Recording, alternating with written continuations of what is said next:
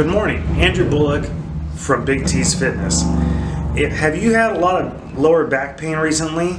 My job, I work at the hospital, so I am on my feet all the time. And when you're on your feet all the time, there are a few things that happen that put an enormous amount of strain on your back.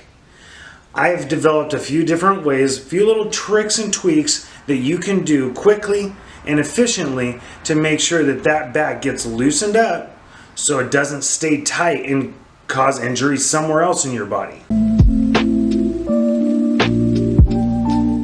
I hope you find this information useful. If you're new to the channel, welcome. And if you haven't already subscribed, make sure you hit that subscribe button and the notification button to make sure that you stay up to date on all the videos that we put out here at Big T's Fitness. One of the biggest reasons why a lot of people have that lower back pain is because those muscles are so overextended and tight. So we're going to do a couple things to help loosen up those muscles so that everything is aligning correctly, therefore putting less torque on your lower back. The worst thing that I see all the time, especially with somebody that has to be standing a lot in their job, is called anterior pelvic tilt.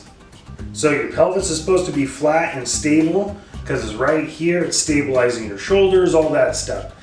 But what happens all the time, if you're at a job that you're standing a lot or you're sitting a lot, this can happen as well because of those hip flexors that we have in the front. Those muscles will start to tighten and it'll actually start to tilt that forward, the anterior part of the pelvis, the front. And so this is how you're supposed to be standing, and it will start to go like this. So don't look at my butt, I saw you. But what is happening, instead of being here with the back nice and flat, you're going to be going like this, and it's just going to lock out just a little bit, but it's showing a lot more tension on that lower back. So the first thing we have to identify is that hip flexor.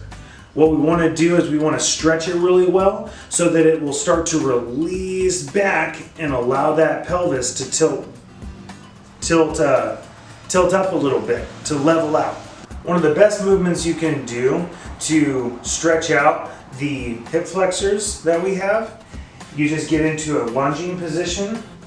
And what I want you to do is I want you to flex your butt and push it forward, because then you're going to feel that in the front here. And if you need a little extra, put this hand up and tilt just a little bit. And hold that for about 10 seconds. And then we're going to switch sides. Go down into a lunge, flex that butt, push it forward, and then we're going to put the hands up and tilt back. Tilt to the side, just a little bit. We're not going anything crazy or anything, just a little tilt, and you will feel a much better stretch all through that hip flexor. Hold that for about 10 seconds each side, and I want you to do that 3 times. That will help loosen up those muscles. Okay, now that we're done with that, your pelvis is here. The hip flexors are here, so they used to be tilted, and we released these muscles, so now it's starting to even out. But we cannot forget about this backside. The posterior chain needs to be strong and engaged to make sure that it doesn't start having that pelvis drift forward again and we get back into the same problem. So, one thing we can do, they're called good mornings. I'm going to show you 2 different ways to do them. One is with the bar. The bar weighs 45 pounds, so it's plenty for this movement. You don't need very heavy. But what you're going to do is you're going to have your feet about shoulder wide. You're going to keep your legs barely bent. You don't want them locked. And all we're going to do is literally start pushing that butt back. And you're going to feel a huge stretch in your hamstrings. And then I want you to come up. And when you come up, everyone always forgets this little tip. Flex your butt. Squeeze your butt at the top. Because then that completes the full range of motion for the glutes and the hamstrings and that whole posterior chain.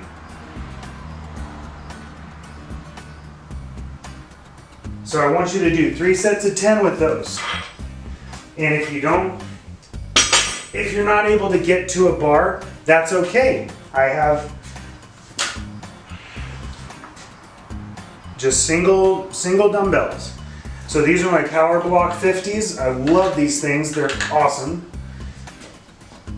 So you can do literally the same thing, just leave them at your side, start pushing that butt back, and we're just going to let them drift and drift and drift and drift. Keep that back flat, don't round it. And then as we come back up, I want you to squeeze at the top. All the way down again, keeping that back nice and flat, engaging that core, and squeeze at the top. That is going to be going through the full range of motion of the glutes, the hamstrings, and the rest of that posterior chain. So now we've loosened up the front to let the pelvis drift back flat how it's supposed to be, and we've strengthened the back to make sure that it doesn't drift forward again. I'm going to show you one more exercise in case your back is still tight, how you can loosen that up. And all it takes is a little lacrosse ball.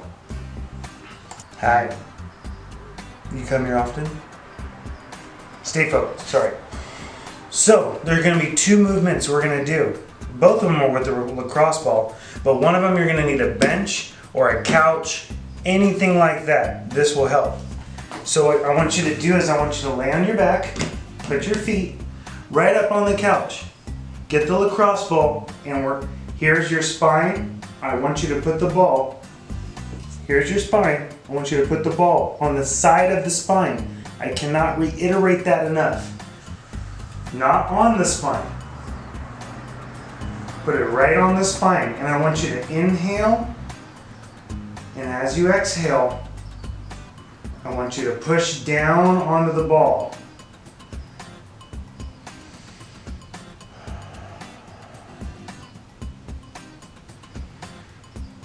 And then push down.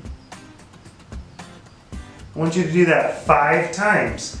And then switch to the other side. We're going to do it on the other side right here. So you're going to breathe in. And I want you to push down. That is forcing those muscles to move around a ball, and that makes them have to do a movement that they haven't been doing, and that's what's keeping your back tight. Now, the second movement will not need the chair or bench or whatever you want to use. All we're going to do is pretty much put the ball back in the same position, same area, just to the side of the spine.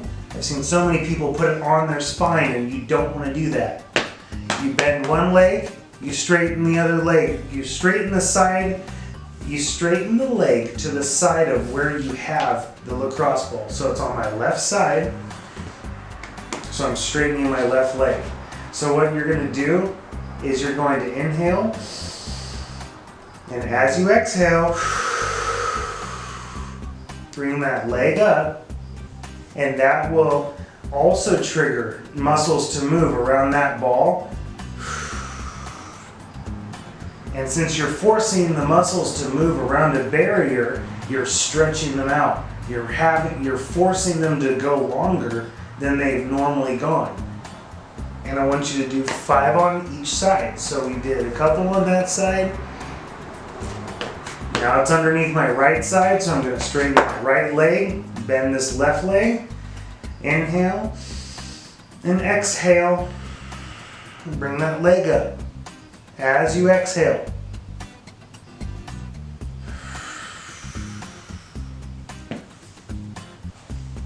now, if you do those 3 tips, stretching out the hip flexors, strengthening the posterior chain, and then doing these 2 exercises with the lacrosse ball, I know your back is going to start feeling better.